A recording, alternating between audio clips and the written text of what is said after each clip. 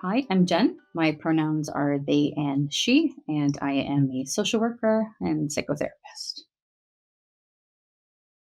I start from a lens of trauma, meaning that my work is trauma focused right from the very beginning. So, acknowledging and honoring all of the ways that trauma, really hard experiences, systemic violence impact a person, impact how they cope, how they feel, how they behave in relation to others around them, and really acknowledge and center the fact that the ways that people are coping and responding to these adverse or hard events are pretty darn understandable.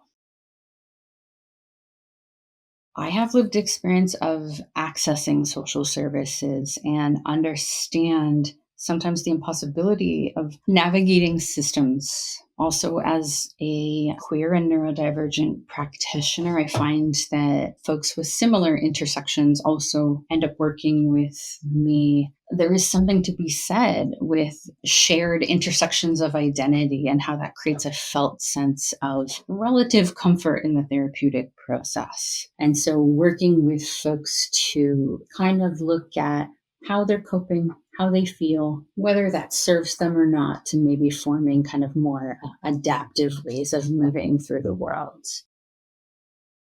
Therapy is collaborative work.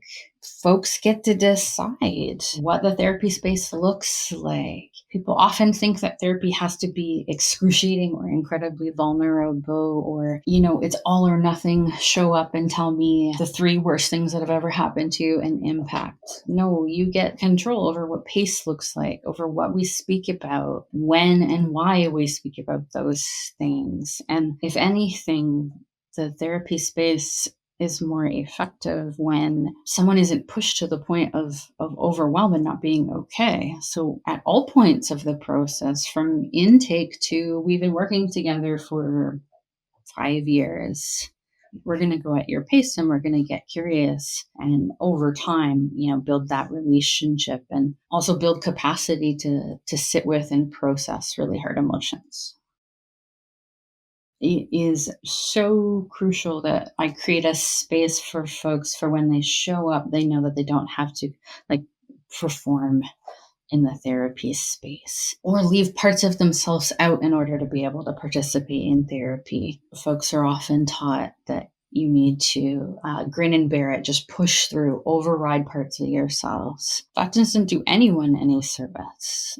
And so I make sure to kind of create the environment for folks to let them know that, you're in control. We're going to do this together. Once we kind of get a sense of, okay, what's going on? What are your hopes for therapy? What do you want to get out of it? Are there any shifts or changes you might want to see? Then we can come up with a plan together for what this is going to look like and how you're going to know that this was a good and healthy use of your time.